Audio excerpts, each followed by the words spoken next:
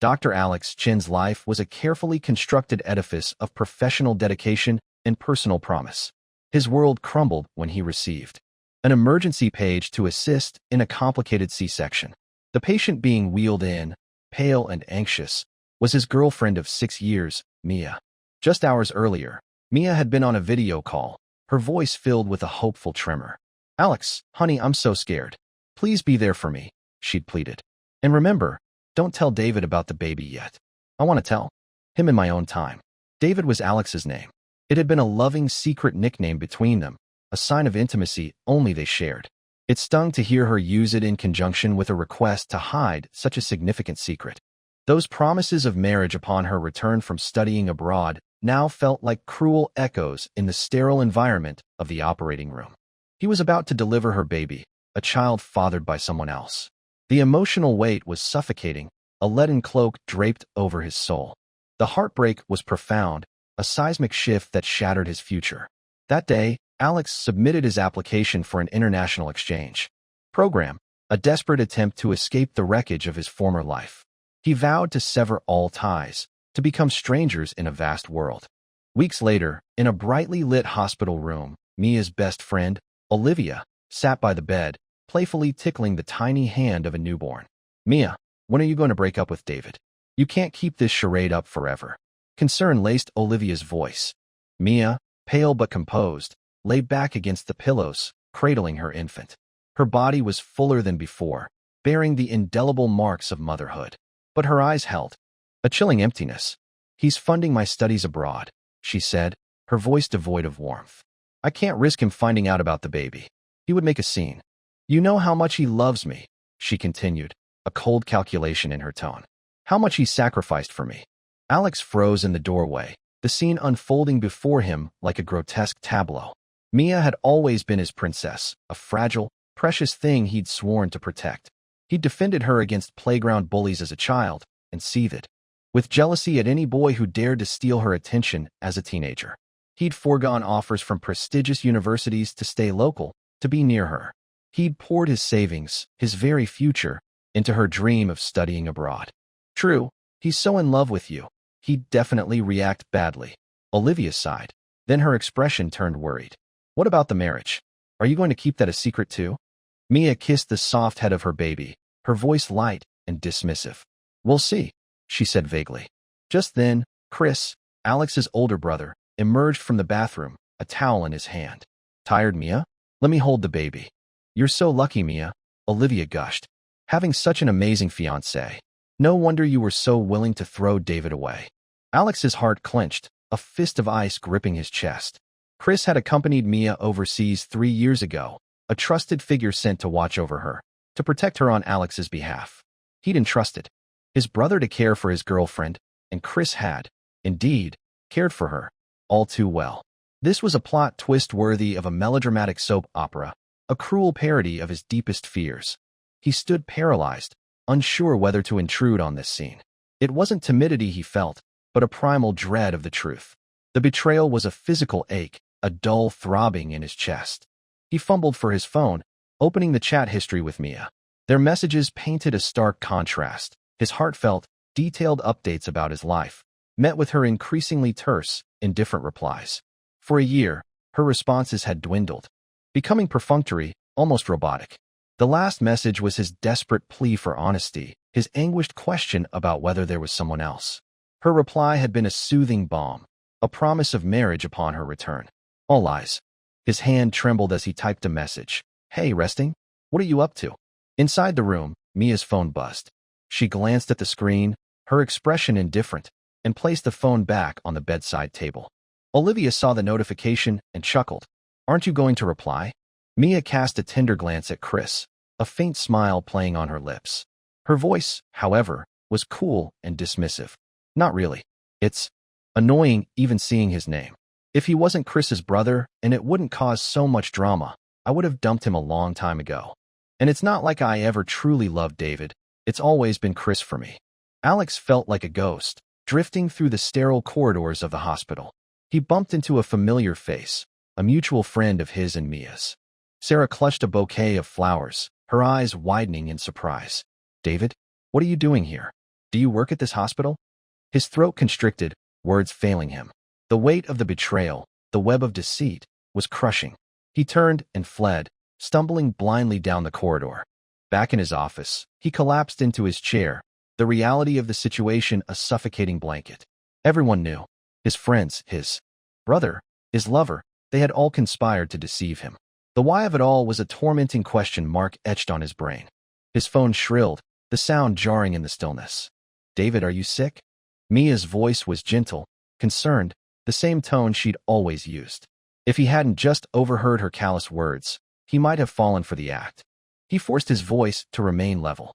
No. Oh, Olivia said she saw you at the hospital. Have you transferred to City General? No, it was a conference. He'd told her months ago about his new job at this hospital, but she'd clearly paid no attention. She seemed relieved. Good. Let's video chat tonight, then.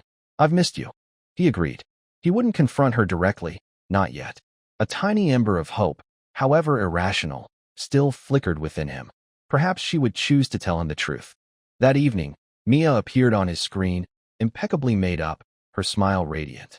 The background was conspicuously not a hospital room. She'd checked herself out, he realized, to avoid the possibility of running into him. She caught his scrutinizing gaze and pouted playfully. What? Have I gained weight? Are you judging me? He said nothing, his gaze drawn to the faint outline of a tattoo on her collarbone. YM199545. Chris's initials followed by his birthdate. The brazenness of the display sent a shiver of cold dread through him. She'd had countless opportunities to be honest, to confess the truth. She'd strung him along with promises of a shared future, lies that now felt like poisoned darts. His throat tightened, but he managed a calm reply. No, you're still beautiful. Her smile widened, her tone flirtatious. You wouldn't dare say otherwise. A baby's cry suddenly pierced the artificial serenity of the video call. Mia's expression didn't flicker. My roommate just had a baby, she explained casually. It's a bit fussy. The words she'd spoken in the hospital room echoed in his mind. He couldn't comprehend her duplicity, her ability to cling to him while simultaneously pursuing a relationship with his brother, bearing his child. She prattled on, attempting to distract from the awkward interruption. Alex barely registered her words, his mind reeling. A familiar tickle in his nose signaled an impending allergy attack, and he sniffled involuntarily. Do you have a cold? She asked, her voice concerned. It's just my allergies. Allergies? I didn't know you had allergies. A pang of hurt twisted in his chest. How could she not know? She'd once rushed to buy him saline solution, carefully cleaned his sinuses, and even researched bizarre home remedies online. Now, she seemed oblivious to his most basic ailments. He clutched the tissue in his hand, fighting the tears that threatened to spill. I've always had them. Her voice was dismissive. No way. You didn't have allergies when you were little. He couldn't bring himself to argue. It was clear she didn't care. He was about to feign an excuse to end the call when he heard her mutter something under her breath. Allergies are hereditary, aren't they? Good thing my baby doesn't have a father like that. He froze, his blood turning to ice. So, now that she no longer loved him, she found him repulsive. His flaws, his very DNA, were now objects of disdain. I should go, he said abruptly. I have things to do. He disconnected the call before she could reply. The following morning, a package arrived, addressed to him. Mia called almost immediately. Sweetheart, I got you your favorite onion-flavored crackers, she said, her voice saccharine. Something to snack on at work. He felt a bitter smile tug at his lips. He loathed onions. Every time they'd dined together, she'd meticulously instructed the waiter to omit onions from his dishes, fearing even the slightest whiff would nauseate him. She waited for his response, then pressed him. What's wrong? Are you overwhelmed with gratitude? Oh, and where are you working these days? She'd forgotten everything. Forgotten his aversion to onions, his allergies, even her own fervent promises. He swallowed his emotions, forcing himself to speak calmly. Thank you, A man's voice suddenly cut through the phone line. Honey, time to feed the baby. Oh, something's come up. I'll call you later, Mia stammered, abruptly ending the call. His hand trembled as he gripped his phone. Each day of her absence overseas had been an agonizing countdown, a fervent anticipation of her return, their wedding, their shared future. Now, it was all ash in his mouth. When Alex was 8 years old, his father died in an accident.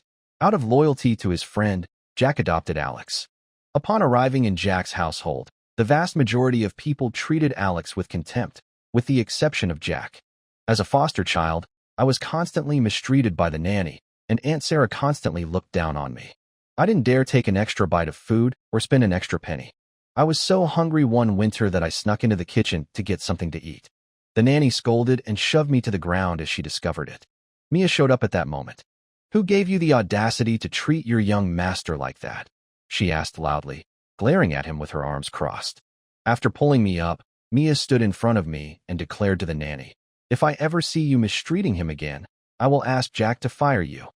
It was the first time I had felt protected. I later learned that Mia lived next door.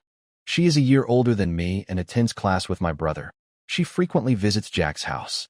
She was my only source of comfort in Jack's home from that point forward. She would bring me snacks in secret and help me with my homework. She climbed onto my bed in the middle of the night on the day I turned adult. She kissed me first, her lips soft and awkward against mine. She said in a slurred voice, "David, I want to be your wife." I felt like I owned the world at that moment. I was able to land a position at a top hospital after graduating from college. She made the decision to pursue her dream of studying abroad. We made a commitment to get married as soon as she finished her degree. With excitement, I awaited her return, eager to carry out our adolescent vow. I received a WeChat message from Chris while I was thinking about this. "I'm back in the country. Stop by the house when you have some free time. Mia and I already have a child, and we're getting married the following month." He would always try to minimize things by saying he was properly assisting me in taking care of Mia so that I could rest easy. He is completely abandoning the act at this point. I would have rushed to Mia to confront her if it had been before. I am certain that I understand Mia well enough. Certain that our feelings are unbreakable. She will distance herself from other men in order to appease me each time I get upset. I don't even feel like confronting her right now. I texted the dean on WeChat. I've given it some thought, and I'm willing to participate in the exchange program in England. The dean responded nearly right away. "It's good that you've worked things out. Submit your application as soon as possible. We'll be leaving in 3 days, so make arrangements for yourself." He had pushed me to pursue further education before, claiming that my talent ought not to be constrained here. I was reluctant to accept. It was because Mia was about to graduate and return home, and I wanted to see her right away. I no longer have any other concerns in this city besides Jack. I will always remember Jack's kindness to me as if he were my own son. I intended to return to Jack's house the following day. Suddenly, my phone rang with Mia's number. "David, I'm back in the country. There's a welcome party being held at the Night Colors Club tonight. Please come." I intended to decline and confront her directly. But after giving it some thought, it wouldn't be appropriate if Jack were to find out. I will make every effort not to cause any problems and maintain a semblance of peace prior to leaving. I took a cab over after learning the address. Mia was standing at the door, but she did not enter with me right away. Instead, she declared, "You go in first. I still need to wait for someone." I approached the private room without saying a word. The din came to a stop, and everyone gazed at me in amazement. "Why is he here?" someone asked quietly. "Did Mia say she was celebrating the birth of her child today? Are you going to confront him tonight?" I could clearly hear the murmurs buzzing like mosquitoes. I felt disgusted as I gave this group of hypocritical friends a cold stare. "David, come sit down quickly." I recognized a voice that sounded familiar. Liam. Chris and I were all friends, and I had a good relationship with him. He warmly welcomes me, as if the heinous activities of Mia and Chris have nothing to do with him. Every time I contacted him this year, he had never mentioned it. Next to him, I moved stiffly. Mia entered the room not long after, with Chris following closely behind. The space was soon bustling with people after they were spotted. "Congratulations, you two are a match made in heaven. A marriage made in heaven. A match made in paradise." Mia noticed my look and quickly said, "Don't be ridiculous. David is my boyfriend." My brother's head jerked toward me as he heard this. They were also said to be a couple by common friends and had stated that Mia and I were a marriage made in heaven. I'm all collectively concealed. I was unable to tolerate the superficial atmosphere any longer, so I got up and went to the restroom. "David." My brother's voice came from behind. "Did you see the message I sent you yesterday? Mia is no longer in love with you. Be Chris and me." He ignited a cigarette and took a long drag. "Let go of the fact that the Jack family adopted you. Can you do that?" He severely burned his arm with the cigarette, but just as I was about to speak, he took a deep breath and looked at me with an expression of sorrow. "David, it's true that Mia and I are together. You shouldn't hurt me even if you can't take it. The sudden turn of events caused my mind to go blank. Mia entered the room after pushing the door open. The color drained from her face as she saw the wound on Chris's arm. David, are you crazy? I was nearly knocked over as I was pushed away, and she rushed over. She carefully checked Chris's arm, paying attention to the injuries, and her eyes were filled with worry. I'm sorry, Mia. It's all my fault, Chris said in a weak voice and with a pale expression. I just told him without thinking because David asked if I was with you. As a result, he experienced an emotional breakdown. Hearing this, Mia's rage boiled over. Why are you so evil, David? So what if I'm dating Chris? Is it any of your business? I wanted to break up with you a long time ago. Her gaze stung me and nearly took my breath away. I once looked up to my most cherished brother. Before leaving the country, he gave me a sincere assurance. David, rest assured that I will take good care of Mia for you. A woman I once deeply loved and vowed to marry. Prior to leaving the country, she softly promised, I'll marry you as soon as I finish school. They have chosen to betray me in all ways. I even question whether they had any plans to be together before I even left the country. They were having an illicit and thrilling affair behind my back in the years I didn't know about it. I felt a vague and indescribable sense of nausea wash over me. I tolerated your antics in the past, but I insist on a Chris apology since you actually hurt him. I didn't hurt him. I stared intently at Mia, who used to gaze at me with adoration in her eyes. There is currently only aversion and hatred. Don't I know you yet, David? Apologize immediately. She never acted in this way before. She now speaks rudely to me for the sake of another man. Chris acted kindly and generously. Mia, it's fine. It's just a minor wound. It's okay. While he was speaking, he deliberately lifted his wounded arm so Mia could see it. Blood was seeping from the wound. Mia held Chris's arm with concern, and her eyes were filled with worry. You still say it's okay? Blood is already being shed. You must apologize today, David. I was so repulsed by the way they sang together that I could only stare at them. I now had two completely different faces from the people I had previously relied on so heavily. Okay, I'll say sorry. Chris, my bad. Don't just say it. Kneel down and apologize. He is my fiancé right now, and I can't bear to see him suffering. I turned and left with a snicker. I didn't want to stay for even a second because their appearances disgusted me. People have always stated that it is challenging to uphold commitments made over time. Today's commitment may only be valid today, but tomorrow is never guaranteed. I didn't used to believe it, but now I do. I was going to Jack's house via cab because I wanted to leave after seeing Jack. I got a video call from Charlotte on the way. David, I have some exciting news for you. I also submitted a request for an exchange trip to England. Even if you're annoyed with me, you won't be able to get rid of me. Charlotte is a student I went to college with. She tagged along after I started working at this hospital. She has been pursuing me. She is outgoing and enthusiastic and has spent much of her life in the U.S. She always suggests marriage to me whenever she declares her love for me. She declares, of course, you want to spend the rest of your life with someone you love. I am excited to accompany you. Charlotte smiled, her brows arched, as she spoke. This is the first time I've treated her with a gentler demeanor in response to her. Jack's mansion, which was embellished with lights and festive ribbons, was a sight to behold. The maids sat in the yard, packing sweets while giggling and conversing. Young master, you're back? A nanny stood up in disbelief when she saw me. I responded by nodding and entering the house. Jack appeared surprised as well as he looked at me. Why are you back, David? I had seldom visited this house since starting employment at the hospital.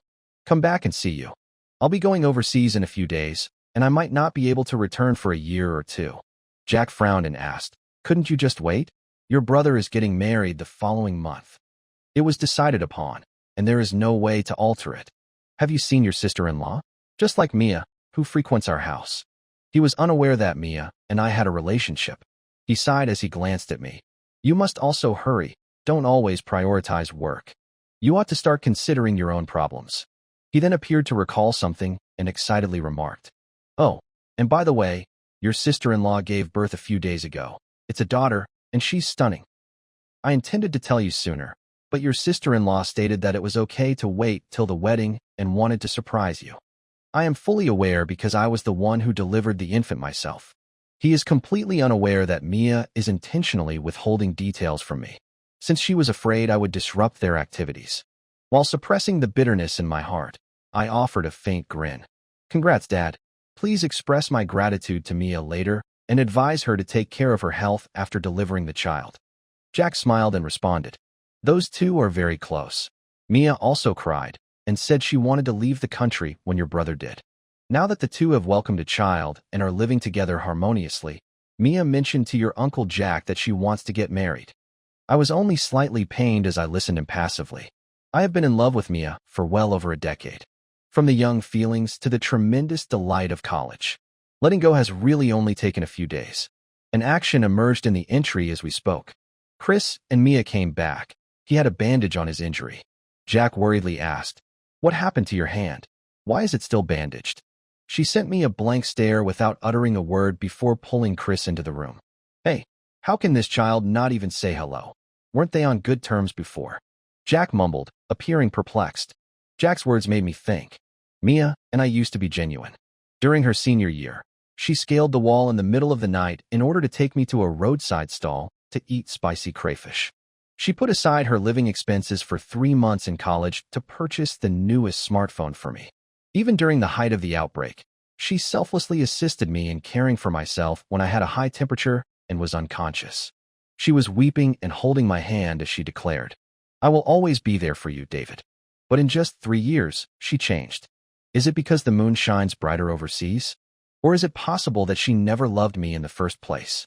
I shook my head violently to stop the soreness in my eyes from returning.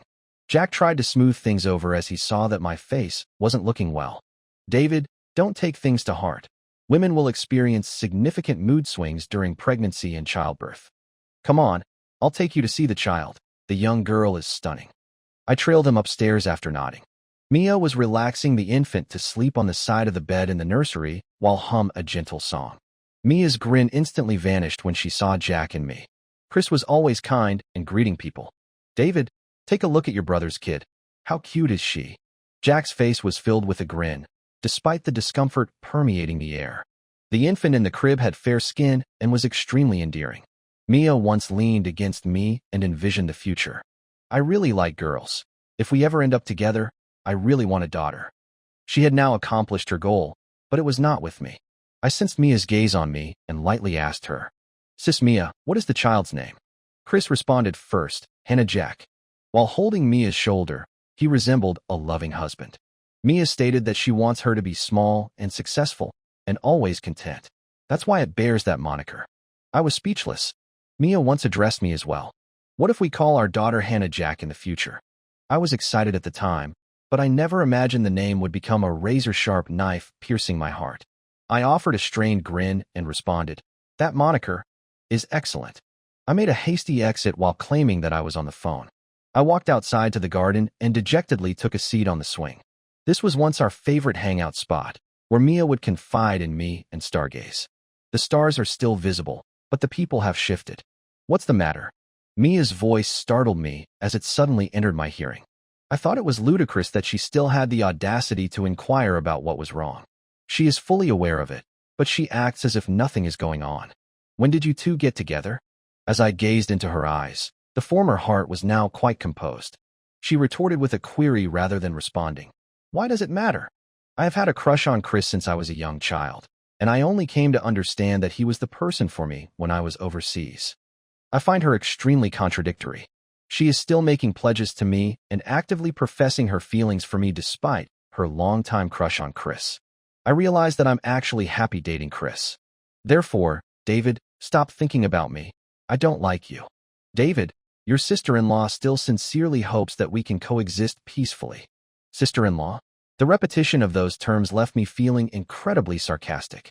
Here's a card for the sum you've donated to fund my study abroad over the years. We'll call it even. The card Mia handed over felt like a sizzling hot blade that kept carving into my heart. I snickered mockingly, grabbed the card, and said, All right, best wishes, we won't run into each other anymore. She called my name once more when I turned around. David, if you can make it, please attend my wedding. I paused in my stride, but did not turn around. No, I have no time.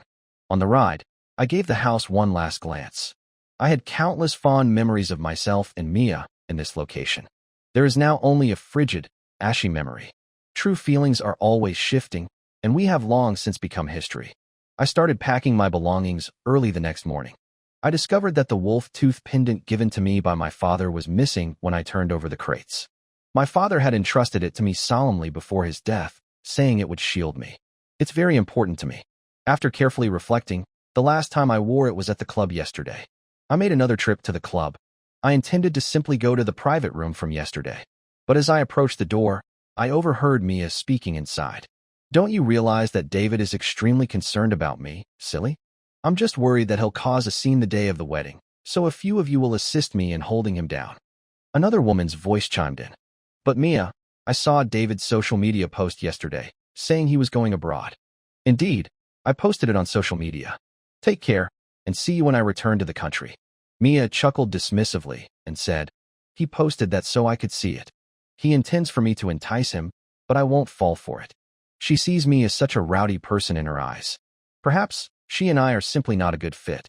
I did not want to enter and confront her, so I did not push the door to find the pendant. I turned and left. I then pulled out my phone and texted a different friend, asking her to assist me in my search. I stood in the airport on the day of my departure and gave the city one last look. It did not appear to be as heartbreaking as I had envisioned. Goodbyes, Mia. Also, goodbye to this crazy youth. When the plane landed, Charlotte sprang at me like a cannonball and gave me a big embrace. She grinned broadly after letting go of me. I've been waiting for you a long time. Let's go get something to eat. I've already made reservations. I had been avoiding and rejecting her before. She persisted in her pursuit despite growing increasingly frustrated.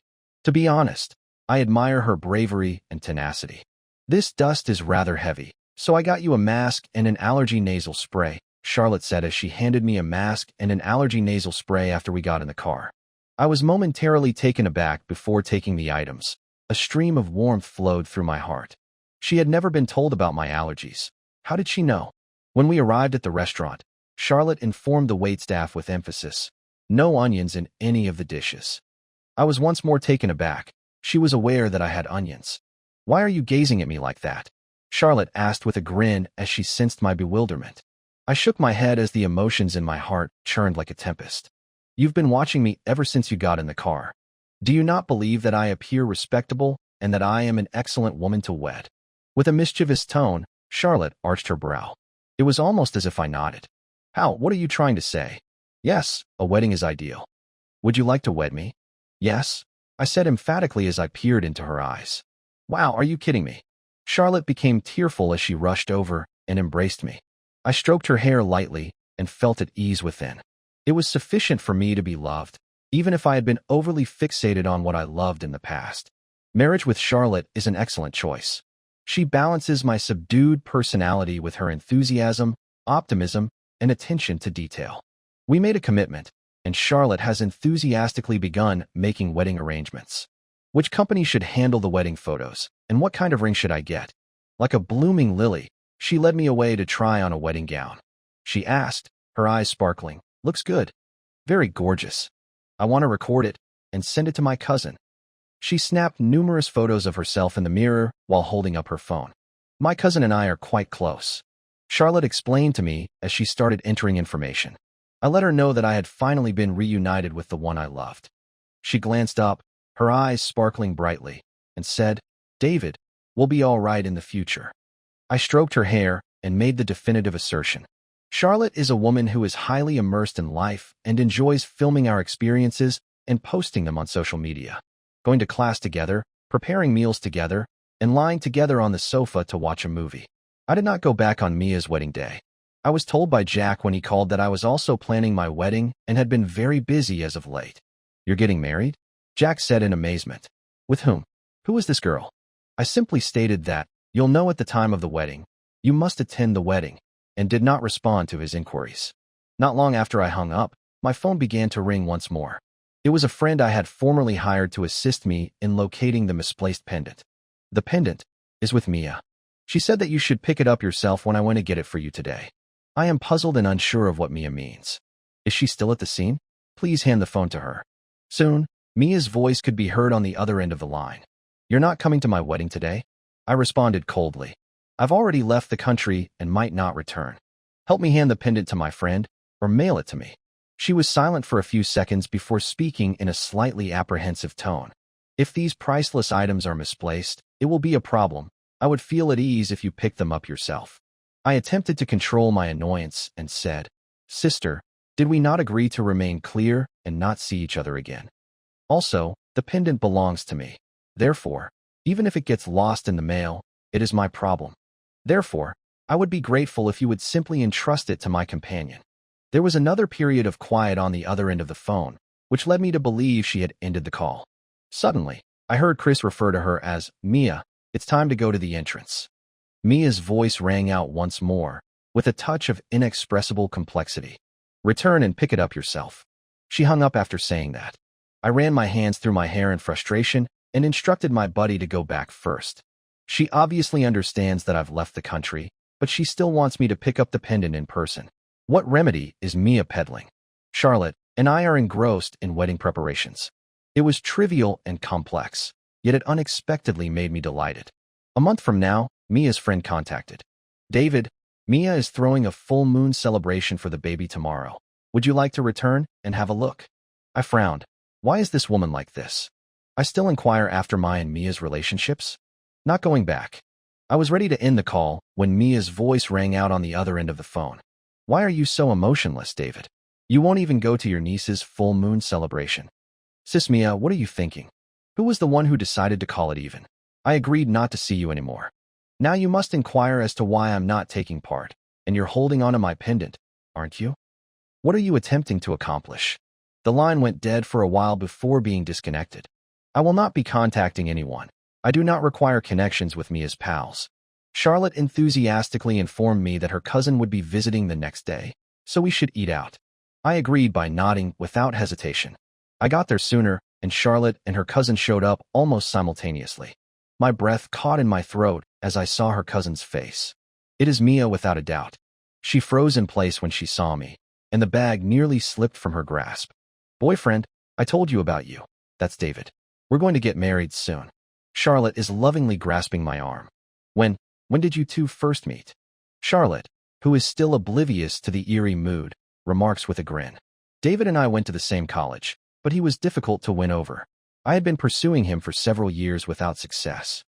Because he often mentions having a partner, but happily, I persisted and he finally agreed to wed me. Mia stares at me, her eyes complicated. Without saying another word, she silently took a seat. Charlotte continued to add food to my plate, utterly oblivious to the undercurrents between Mia and me. Server, are we not supposed to include onions? Charlotte's voice was irritated as she said, My boyfriend cannot stomach onions. Mia stared at me with a strange expression as she heard this. Were you not eating them in the past? My boyfriend constantly reminds the workers not to include onions when eating at school. Charlotte rolled her eyes and declared. Why would he consume onions? Mia is aware, I am aware. Alternatively, she picks to forget. Without speaking any more, Mia silently began eating.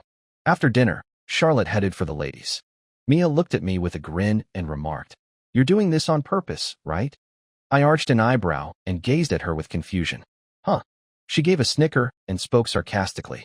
David, could you kindly refrain from playing these silly tricks? I'm not going to change my mind. I have no idea what you're talking about. How does this woman have so many roles? David, you did not deliberately return for my wedding, and neither did you intentionally return for my child's full moon celebration. Now that you are deliberately letting me know that you are getting married, is it to irritate me? As she became more agitated, her lips curled up. Nice, you know how to use coercion now. You want me to be envious, right? After a pause, she said, But your method has no impact on me. I laughed abruptly, finding her demeanor very silly. Sis Mia, are you suffering from delusions? Charlotte and I are sincerely in love, and I was unaware that you were her cousin prior to this. Did you not adore me more in the past, David? She was biting her lip and her eyes were filled with amazement. That was before. We effectively ended our relationship when you cheated. Her complexion quickly soured, as though she had taken a severe pounding. I was reminded of the pendant she was still holding and started to speak. By the way, please give me back the pendant now that you've come. She produced the pendant, which she violently hurled at me, her expression frozen. You better not like me, so I won't be concerned about you disrupting me. Charlotte returned from the restroom at that precise moment after she said it. In front of Mia, I placed the pendant around Charlotte's neck and said softly, My father said to only present this to your soulmate. In this way, that individual and I can both live in harmony and peace. In the past, I intended to provide it to Mia. Fortunately, I quickly learned she was unworthy. Charlotte gave an embrace in delight, while Mia's countenance darkened to the point where it nearly dripped ink. She stood up without turning back and left. Charlotte hugged my arm, and her face broke out in a grin. I'm aware that she was your ex. Did you purposefully call her over? Charlotte lifted her chin and gave off a smug appearance. Naturally, I'll make her sorry for ditching you. I couldn't help but laugh. This woman is simply too protective. Are you not concerned that I will start a relationship with her again? I purposefully taunted her. Charlotte held my arm, but her tone remained incredibly resolute. You won't. David, you are quite talented and important in my eyes. I won't allow anyone to slight or abuse you. She paused before adding in a charming tone. Moreover, if you really wanted to start a relationship with her, how would you agree to marry me? I admire your moral character. Her remarks felt like a panacea, firmly implanted within my heart. I embraced her tightly and spoke into her ear. You are correct. You are the only person in my life. Charlotte reciprocated my embrace and brushed against me. Charlotte's affection is like a little stream that nourishes my heart and makes me feel at ease and at peace.